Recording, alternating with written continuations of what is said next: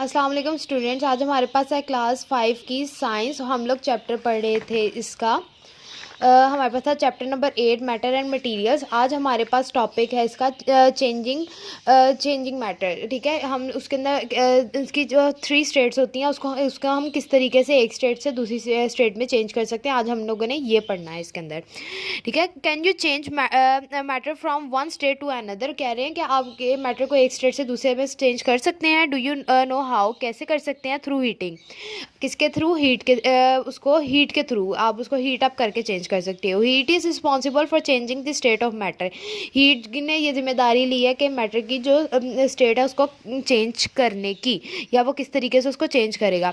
There are 4 way that heat can do this. कहते हैं 4 तरीक़ों से जो है ना गरमाइश या हीट देकर हम उसको चेंज कर सकते। कैसे?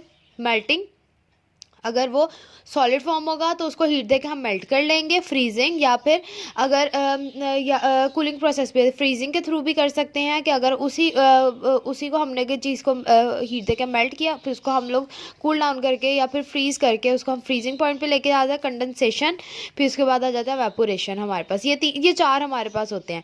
हीटिंग और cooling matter does not always change it's state. कहते हैं हीटिंग और कूलिंग जो होता है वो ज़रूरी नहीं कि उसका स्टेट ही चेंज करे। ऐड और take away just a little heat may do nothing more than change the temperature of the substance. कहते हैं कि अगर आप लोग उसके ऊपर थोड़ी हीट उसको देते हो तो वो उसका ये नहीं होगा कि उसका स्टेट चेंज होगा, बस उसको क्या करेगा, कोई भी सब्सटेंस है उसको हीट अप कर देगा, सिर्फ गर्म कर देगा। ठीक है, लेकिन अगर हमने उसकी स्टेट को चेंज करना है ना तो हमें उसको क्या करना पड़ेगा, उसको एक मैक्सिमम अमाउंट ऑफ हीट जो होगी ना, तेज़ जो हीट होगी वो जितनी उसको चेंज करने के लिए ज़रूरत होगी उतनी देनी पड़ेगी।